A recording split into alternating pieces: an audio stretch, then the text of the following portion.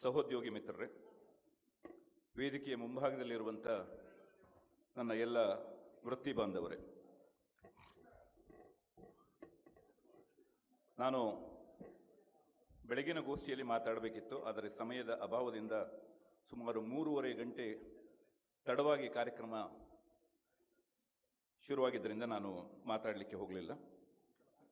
ನಾನು ಕೆಲವು ವಿಷಯಗಳನ್ನು ನಿಮ್ಮ ಮುಂದೆ ಪ್ರಸ್ತಾಪ ಮಾಡಿ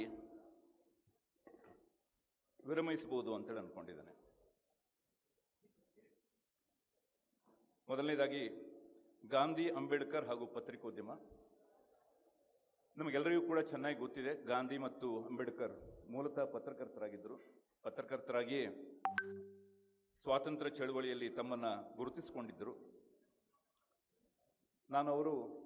ಗಾಂಧಿಯವರು ಪತ್ರಿಕೆಯನ್ನು ಮೊದಲು ಆರಂಭ ಮಾಡಿದ್ದು ದಕ್ಷಿಣ ಆಫ್ರಿಕಾದ ಡರ್ಬನ್ನಲ್ಲಿ. ನಾನು ದಕ್ಷಿಣ ಆಫ್ರಿಕಾದ ಡರ್ಬನ್, ಅವರು ಯಾವ ಊರಿನಲ್ಲಿ ಪತ್ರಿಕೆಯನ್ನು ಆರಂಭ ಮಾಡಿದ್ರು ಅಲ್ಲಿಗೆ ಹೋಗಿದ್ದೆ ನಾನು. ಗಾಂಧಿಯವರು ತಮ್ಮ ಜೀವಿತ ಕಾಲದಲ್ಲಿ ಒಟ್ಟು 6 ಪತ್ರಿಕೆಗಳನ್ನು ನಡೆಸ್ತಾ ಇದ್ದರು. ಅದರಲ್ಲಿ ಬಹಳ ಜನಪ್ರಿಯವಾದಂಥ ಪತ್ರಿಕೆ ಅಂತಂದರೆ ಯಂಗ್ ಇಂಡಿಯಾ ಮತ್ತು ಹರಿಜನ್.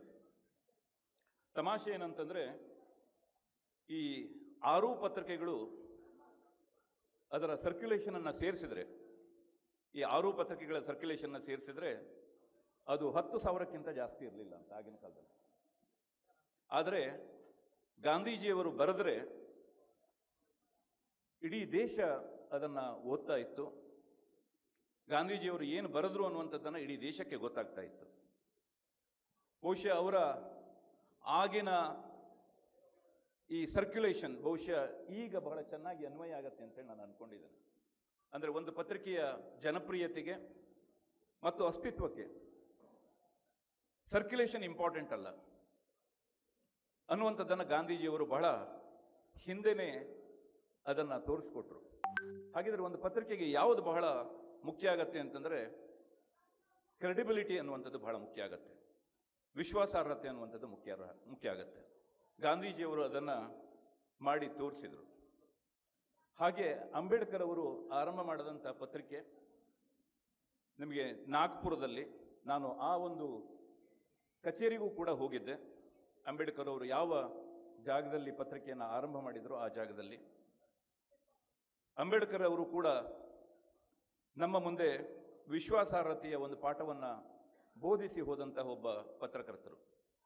ಬಹುಶಃ ಆ ಹಿನ್ನೆಲೆಯಲ್ಲಿ ನಾವು ಮಾತನಾಡೋದಾದರೆ, ಈ ಸಂದರ್ಭದಲ್ಲಿ ಕೆಲವು ಪತ್ರಕರ್ತರಾಗಿ ಕೆಲವು ಆತ್ಮಾವಲೋಕನವನ್ನು ನಾವು ಮಾಡಿಕೊಳ್ಬೇಕು ಅಂಥೇಳಿ ನನಗನ್ಸುತ್ತೆ. ಏನು ಆತ್ಮಾವಲೋಕನ? ಕಳೆದ 25 ವರ್ಷಗಳಲ್ಲಿ ನಮ್ಮ ಸಮಾಜ ಸಾಕಷ್ಟು ಬದಲಾಗಿದೆ. ಬಹುಶಃ ಬದಲಾಗದೇ ಇರುವಂಥ ಯಾವುದೇ ಒಂದು ಕ್ಷೇತ್ರವೂ ಕೂಡ ಇಲ್ಲ. ಇಂಥ ಒಂದು ಕ್ಷೇತ್ರ ಬದಲಾಗಿಲ್ಲ ಅನ್ನುವಂಥದ್ದನ್ನು ನಾವು ಹೇಳಲಿಕ್ಕೆ ಸಾಧ್ಯ ಇಲ್ಲ. ಎಲ್ಲ ಕ್ಷೇತ್ರವೂ ಕೂಡ ಬದಲಾಗಿದೆ. ನಾವು ತೊಡುವ ಅಂಗಿಯ ಬಟನ್ನಿಂದ ಹಿಡಿದು ಉಪಗ್ರಹದ ತನಕ ಪ್ರತಿಯೊಂದು ಕೂಡ ಇವತ್ತು ಬದಲಾಗಿದೆ. ತಂತ್ರಜ್ಞಾನ ಬದಲಾದ ಹಾಗೆ ಎಲ್ಲ ವೃತ್ತಿಗಳು ಕೂಡ ಬದಲಾಗಿದೆ. ಯಾವುದೋ ಒಂದು ವೃತ್ತಿ ಬದಲಾಗಿಲ್ಲ ಅನ್ನುವ ಹಾಗೆ ಇಲ್ಲ. ಪ್ರತಿ ಒಂದು ವೃತ್ತಿಯೂ ಕೂಡ ಇವತ್ತು ಬದಲಾಗಿದೆ. ಆದರೆ ನಾವು ಪತ್ರಿಕೋದ್ಯಮವನ್ನು ತೆಗೆದುಕೊಳ್ಳೋದಾದರೆ, ಪ್ರಾಯಶಃ ನಮ್ಮ ಹರ್ಮನ್ ಮೊಗ್ಲಿಂಗ್ ಮಂಗಳೂರು ಸಮಾಚಾರವನ್ನು ಆರಂಭ ಮಾಡಿದ ದಿವಸದಿಂದ ಇವತ್ತಿನ ತನಕ ಪ್ರಾಯಶಃ ಎಂದೂ ಕಾಣದೇ ಇರುವಂತಹ ಒಂದು ದೊಡ್ಡ ಸವಾಲನ್ನು ಇವತ್ತು ಪತ್ರಿಕೆ ಎದುರಿಸ್ತಾ ಇದೆ ಅಂತೇಳಿ ನನಗನ್ಸುತ್ತೆ. ಮುಂಚೆ ನಮ್ಮೆಲ್ಲರಿಗೂ ಕೂಡ ಸುದ್ದಿಯ ಮೂಲ ಪತ್ರಿಕೆಯಾಗಿತ್ತು. ನಾವು 2-3 ದಿವಸ ಬಿಟ್ಟು ಪತ್ರಿಕೆಯನ್ನು ಓದ್ತಾ ಇದ್ವಿ. 2-3 ದಿವಸ ಬಿಟ್ಟು ಓದಿದ್ರೂ ಕೂಡ ಸುದ್ದಿ ರಿಲೆವೆಂಟ್ ಆಗಿರ್ತಾ ಇತ್ತು. ನನಗೂ ಗೊತ್ತಿದ್ದ ಹಾಗೆ ಬೆಂಗಳೂರಿನಲ್ಲಿ ಪ್ರಕಟವಾದಂಥ ಪ್ರಜಾವಾಣಿ ಪತ್ರಿಕೆ ಬೀದರ್ಗೆ ಬರಬೇಕು ಅಂತಂದರೆ 36 ಗಂಟೆ ಬೇಕಾಗ್ತಾ ಇತ್ತು. ಬೆಂಗಳೂರಿನಿಂದ ಹೊರಟಂಥ ವ್ಯಾನು ನಿಮಗೆ ಬೀದರಿಗೆ ಬರಬೇಕು ಅಂತಂದ್ರೆ 36 ತಾಸು ಹಿಡಿತಾ ಇತ್ತು. ಇದಾದ ನಂತರ ನಿಮಗೆ ಗಡಿಭಾಗದ ಊರುಗಳಿಗೆ ಹೋಗಬೇಕು ಅಂತಂದ್ರೆ ಅದು ಜತ್ತೆ ಇರಬಹುದು, ತೆಕ್ಕಲಕೋಟೆ ಇರಬಹುದು, ಇತ್ಯಾದಿ ಯಾವುದೇ ಊರಿಗೆ ಹೋಗಬೇಕು ಅಂತಂದ್ರೆ ನಿಮಗೆ ಪತ್ರಿಕೆ ಹೋಗ್ಲಿಕ್ಕೆ 46 ಗಂಟೆ ಹಿಡಿತಾ ಇತ್ತು. ಆದರೂ ಕೂಡ ಪ್ರಕಟವಾದಂಥ ಪತ್ರಿಕೆ 46 ಗಂಟೆ ತಡವಾಗಿ ಬಂದರೂ ಕೂಡ ಜನ ಓದ್ತಾ ಇದ್ರು ಅಂತ, ಪತ್ರಿಕೆಯನ್ನು ಓದ್ತಾ ಇದ್ರು. ಯಾಕೆ ಅಂತಂದ್ರೆ ಪತ್ರಿಕೆ ಒಂದೇ ಸುದ್ದಿಗೆ ಮೂಲ ಆಗಿತ್ತು. ಅದಾದ ನಂತರ ರೇಡಿಯೋ ಬಂತು. ರೇಡಿಯೋ ಬಂದ ನಂತರ ಟಿವಿ ಬಂತು. 2000 ಇಸವಿ ತನಕನೂ ಕೂಡ ಜನ ಸುದ್ದಿಗಾಗಿ ಪತ್ರಿಕೆಯನ್ನೇ ನೆಚ್ಚಿಕೊಂಡಿದ್ರು. 2000 ನಂತರ ಟಿವಿ ಬಂದ ನಂತರ ಬದಲಾವಣೆಗಳು ಜಾಸ್ತಿ ಆಗುತ್ತಾ ಹೋದವು. ಈಗ ಸೋಷಿಯಲ್ ಮೀಡಿಯಾದ ಜಮಾನ, ಎಲ್ಲರ ಕೈಯಲ್ಲೂ ಕೂಡ ಮೊಬೈಲ್ ಇದೆ. ಎಲ್ಲರೂ ಕೂಡ ಇವತ್ತು ಪತ್ರಕರ್ತರಾಗಿದ್ದಾರೆ ಅಥವಾ ವರದಿಗಾರರಾಗಿದ್ದಾರೆ. ಮುಂಚೆ ಏನಾದರೂ ಆಗಿದ್ರೆ ನಾವು ಪ್ರಜಾವಾಣಿ ವರದಿಗಾರರನ್ನ, ಸಂಯುಕ್ತ ಕರ್ನಾಟಕದ ವರದಿಗಾರರನ್ನ, ವಿಜಯ ಕರ್ನಾಟಕದ ವರದಿಗಾರರನ್ನ ಬನ್ನಿ ಅಂತ ಹೇಳ್ತಾ ಇದ್ರು. ಅಥವಾ ಇನ್ನೇನೋ ಒಂದು ಅಪಘಾತ ಆದರೆ ಟಿವಿ 9 ಅವ್ರನ್ನ ಕರೀರಿ ಅಂತ ಹೇಳ್ತಾ ಇದ್ರು. ಅಥವಾ ಯಾವುದೋ ಒಬ್ಬ ಪ್ರತಿಷ್ಠಿತ ಪತ್ರಕರ್ತ ಅಥವಾ ವರದಿಗಾರ ಬರಲಿಲ್ಲ ಅಂತಂದ್ರೆ ಪತ್ರಿಕಾಗೋಷ್ಠಿಯೇ ಆರಂಭ ಆಗ್ತಾ ಇರಲಿಲ್ಲ. ಆದರೆ ಇವತ್ತು ನಾವು ಎಂಥ ಒಂದು ವಿಚಿತ್ರ ಸ್ಥಿತಿಯಲ್ಲಿ ಇದ್ದೇವೆ ಅಂತಂದ್ರೆ, ಇವತ್ತು ಪತ್ರಿಕೆಯೇ ಬೇಡ, ಟಿವಿನೇ ಬೇಡ, ರೇಡಿಯೋನೂ ಬೇಡ, ಕೈಯಲ್ಲಿ ಮೊಬೈಲ್ ಇದ್ರೆ ಸಾಕು ಅನ್ನುವಂಥ ಒಂದು ಸ್ಥಿತಿಗೆ ನಾವು ಇವತ್ತು ಬಂದಿದ್ದೇವೆ. ನಾನು ನಿಮಗೆ ಒಂದು ಕೆಲವು ಕಟು ವಾಸ್ತವಗಳನ್ನು ಹೇಳ್ತೇನೆ. ನಮ್ಮನ್ನೇ ನಾವು ಎಲ್ಲಿ ತನಕ ಆತ್ಮವಿಮರ್ಶೆಯನ್ನು ಮಾಡಿಕೊಳ್ಳೋದಿಲ್ವೋ ಅಲ್ಲಿ ತನಕ ನಮಗೆ ವಾಸ್ತವದ ಅರಿವು ಆಗಲಿಕ್ಕೆ ಸಾಧ್ಯವೇ ಇಲ್ಲ. ಇವತ್ತು ಓದುಗನಾದವನು ಬಹಳ ಬುದ್ಧಿವಂತನಾಗಿದ್ದಾನೆ. ಮುಂಚೆ ಪತ್ರಿಕಾ ಕಚೇರಿಯಲ್ಲಿ ಸಂಪಾದಕರು ಯಾರನ್ನೂ ಕೂಡ ಭೇಟಿ ಮಾಡಲಿಕ್ಕೆ ಆಗ್ತಾ ಇರಲಿಲ್ಲ. ಒಂದು ದಂತದ ಗೋಪುರ ಅಂತ ಹೇಳ್ತಾರಲ್ಲ, ಆ ರೀತಿಯಾಗಿದ್ರು. ಯಾವ ಸುದ್ದಿ ಹೋಗಬೇಕು, ಯಾವ ಸುದ್ದಿ ಹೋಗಬಾರದು ಅನ್ನುವಂಥದ್ದನ್ನ ಪತ್ರಕರ್ತರು ಅಥವಾ ಸಬ್ ಎಡಿಟರ್ಗಳು ಅಥವಾ ಎಡಿಟರ್ಗಳು ನಿರ್ಧಾರ ಮಾಡ್ತಾ ಇದ್ರು. ಅವರನ್ನು ನಾವು ಗೇಟ್ ಕೀಪರ್ಸ್ ಅಂತ ಹೇಳಿ ಕರಿತೀವಿ, ಗೇಟ್ ಕೀಪರ್ಸ್ ಆಫ್ ನ್ಯೂಸ್. ಇವರ ಮರ್ಜಿ ಇಲ್ಲದೆ ಯಾವುದೂ ಕೂಡ ಪ್ರಕಟ ಆಗ್ತಾ ಇರಲಿಲ್ಲ. ಲೆಟರ್ಸ್ ಟು ದಿ ಎಡಿಟರ್ ಕೂಡ ಪ್ರಕಟ ಆಗ್ತಾ ಇರಲಿಲ್ಲ. ಆದರೆ ಇವತ್ತು ನನ್ನ ಸುದ್ದಿ ಪತ್ರಿಕೆಯಲ್ಲೂ ಬರೋದು ಬೇಡ, ಟಿವಿಯಲ್ಲೂ ಬರೋದು ಬೇಡ, ಯಾವುದಲ್ಲೂ ಕೂಡ ಬರಬೇಕಾಗಿಲ್ಲ. ನನಗೆ ನನ್ನ ಫೇಸ್ಬುಕ್ ಇದೆ, ನಂಗೆ ನನ್ನದೇ ಆದಂಥ ಟ್ವಿಟರ್ ಖಾತೆ ಇದೆ, ಸಾಮಾಜಿಕ ಜಾಲತಾಣದಲ್ಲಿ ನಾನು ಆಕ್ಟಿವ್ ಆಗಿದ್ದೇನೆ. ಅಂತ ಒಂದು ಸ್ಥಿತಿಗೆ ನಾವು ತಲುಪಿದ್ದೇವೆ. ಪತ್ರಕರ್ತನಿಗಿಂತ ಮುಂಚೆ ಓದುಗನಿದ್ದಾನೆ, ಟಿವಿ ಆಂಕರ್ಗಿಂತ ಮುಂದೆ ವೀಕ್ಷಕ ಇದ್ದಾನೆ. ಇವತ್ತು ಒಬ್ಬ ವೀಕ್ಷಕ ಹೇಳ್ತಾನೆ ಟಿವಿ ಆಂಕರ್ ಸುಳ್ಳು ಹೇಳ್ತಾ ಇದ್ದಾನೆ ಅಂತ ಹೇಳ್ತಾನೆ, ಅಥವಾ ಅವನು ಅಪ್ಡೇಟ್ ಆಗಿಲ್ಲ ಅನ್ನುವಂಥದ್ದನ್ನು ಹೇಳ್ತಾನೆ. ಒಬ್ಬ ಓದುಗ ಹೇಳ್ತಾನೆ ಈ ಪತ್ರಕರ್ತನಿಗೆ ಬುದ್ಧಿ ಇಲ್ಲ ಅಂತ ಹೇಳ್ತಾನೆ. ಇವತ್ತು ನೀವು ಒಂದು ಪೋಸ್ಟ್ ಅನ್ನು ಹಾಕಿದ್ರೆ, ಫೇಸ್ಬುಕ್ನಲ್ಲಿ ಒಂದು ಪೋಸ್ಟ್ ಅನ್ನು ಹಾಕಿದ್ರೆ, ನಿಮ್ಮ ಪೋಸ್ಟ್ನಲ್ಲಿ ಎಷ್ಟು ತಪ್ಪುಗಳಿದೆ, ಇದು ಎಷ್ಟು ಸತ್ಯಕ್ಕೆ ದೂರವಾಗಿದೆ ಅನ್ನುವಂಥದ್ದನ್ನು 10 ಜನ ಕಮೆಂಟ್ ಮಾಡ್ತಾರೆ. ಇವತ್ತು ಇದರ ಅರ್ಥ ಏನು ಅಂತಂದ್ರೆ, ಪತ್ರಕರ್ತರಿಗಿಂತ ಮುಂದೆ, ವರದಿಗಾರರಿಗಿಂತ ಮುಂದೆ ಇವತ್ತು ಓದುಗ ಇದ್ದಾನೆ.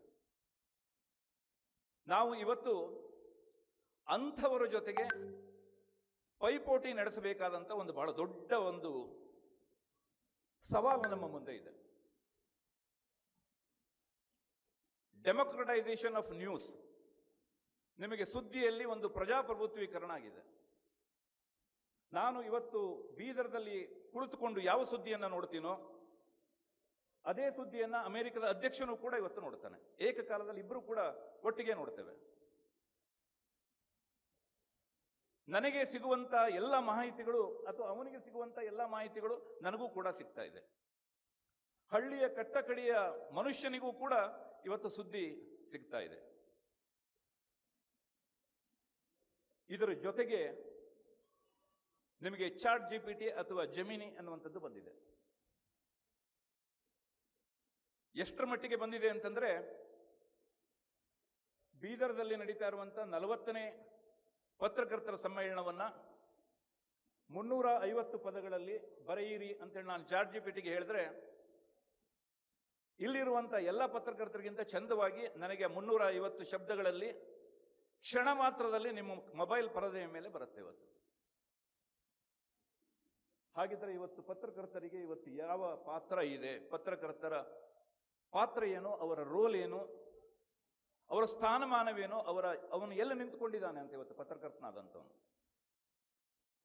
ಬಹುಶಃ ನಾವೆಲ್ಲರೂ ಕೂಡ ಕೇಳಿಕೊಳ್ಳೇಬೇಕಾದಂಥ ಒಂದು ಬಹಳ ದೊಡ್ಡ ಒಂದು ಪ್ರಶ್ನೆ ಮತ್ತು ಒಂದು ದೊಡ್ಡ ಸವಾಲು ಇದು. ನೀವು ನನಗೆ ಯಾರಾದರೂ ಎದುರುಗಡೆಗೆ ಬರ್ತಾ ಇದ್ರೆ, ಪತ್ರಕರ್ತರು ಅಲ್ಲದೆ ಇದ್ದವರು ಯಾರಾದರೂ ಎದುರುಗಡೆ ಬರ್ತಾ ಇದ್ರೆ ಅವರು ಎಲ್ಲರೂ ಕೂಡ ನನಗೆ ವರದಿಗಾರರು ಅಂತೇಳಿ ಅನ್ಸುತ್ತೆ. ನನಗೆ ಯಾರಾದರೂ ಎದುರುಗಡೆಗೆ ಬರ್ತಾ ಇದ್ರೆ ಎಲ್ಲರೂ ಕೂಡ ಒಂದು ಚಾನಲ್ ಅಂತೇಳಿ ಅನ್ಸುತ್ತೆ. ಇವತ್ತು ಪ್ರತಿಯೊಬ್ಬರದ್ದು ಕೂಡ ಒಂದು ಯೂಟ್ಯೂಬ್ ಚಾನಲ್ ಇದೆ.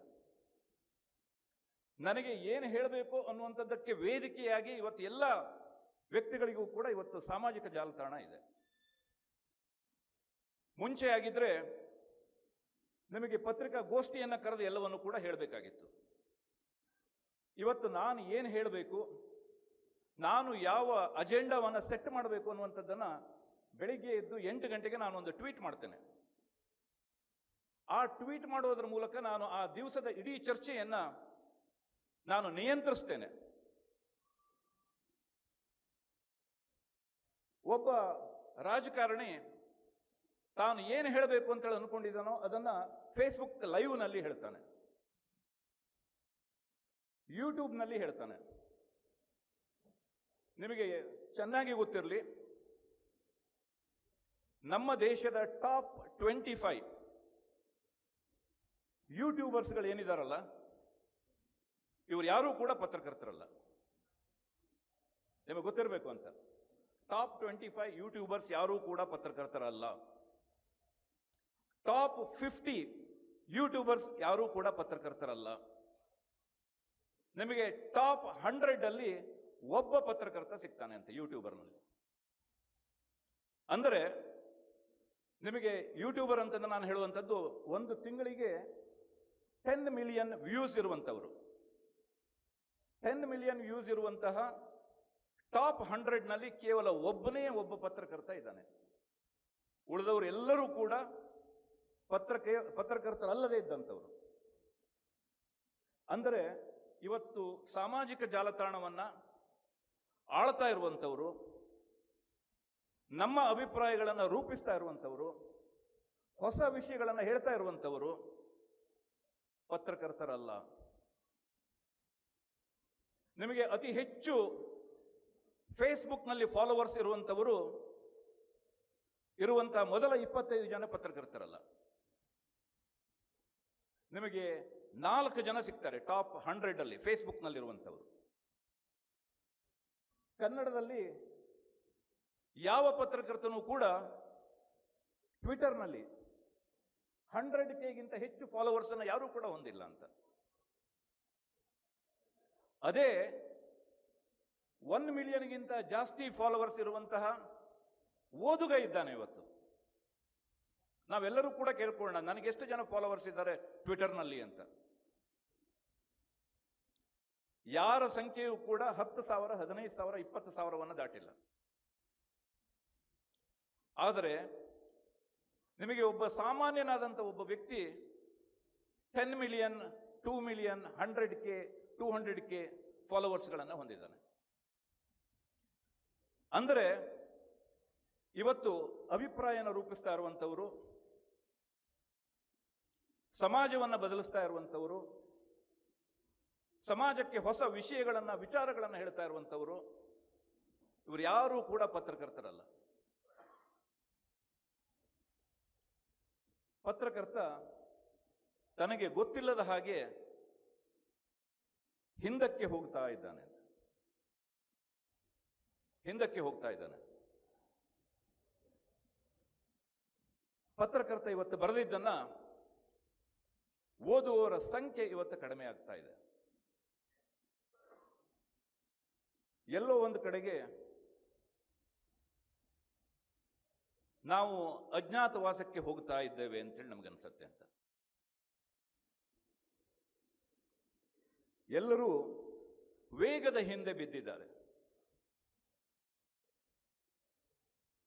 ಪ್ರತಿಯೊಬ್ಬರೂ ಕೂಡ ತಮ್ಮ ವಿಚಾರಗಳನ್ನು ಹೇಳಿಕೊಳ್ಳಿಕ್ಕೆ ಅವರದ್ದೇ ಆದಂಥ ದಾರಿಯನ್ನ ಕಂಡುಕೊಂಡಿದ್ದಾರೆ ಇವತ್ತು. ಹಾಗಿದ್ರೆ ಪತ್ರಿಕೆಗಳಿಗೆ ಭವಿಷ್ಯ ಇದೆಯಾ ಅಂತ, ಪತ್ರಕರ್ತನಿಗೆ ಭವಿಷ್ಯ ಇದೆಯಾ? ನಾನು ಈ ವಿಷಯದಲ್ಲಿ ಬಹಳ ಸಕಾರಾತ್ಮಕವಾದಂಥ ಒಂದು ನಿಲುವನ್ನು ನಾನು ಹೊಂದಿದ್ದೇನೆ. ಇಷ್ಟಾಗಿಯೂ ಕೂಡ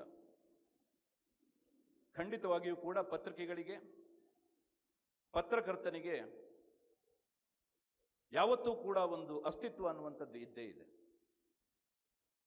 ಆದರೆ ಅದನ್ನ ಯಾರು ಹೇಳಿ ನಮ್ಮ ಅಸ್ತಿತ್ವವನ್ನು ರೂಪಿಸುವಂಥವರಲ್ಲ. ಆ ಅಸ್ತಿತ್ವವನ್ನು ತೋರ್ಗಿಸ್ಕೊಳ್ಬೇಕಾದಂಥವರು, ಅದನ್ನು ಹೇಳಬೇಕಾದಂಥವರು, ಪ್ರಕಟಪಡಿಸಬೇಕಾದಂಥವರು ಪತ್ರಕರ್ತರೇ. ಇವತ್ತು ನಾವು ಒಂದು ದೀರ್ಘವಾದಂಥ ನಿಟ್ಟುಸಿರನ್ನು ಬಿಟ್ಟು ಆತ್ಮವಿಮರ್ಶೆ ಮಾಡಿಕೊಳ್ಬೇಕಾದಂಥ ಒಂದು ಪ್ರಸಂಗದಲ್ಲಿ ನಾವಿದ್ದೇವೆ.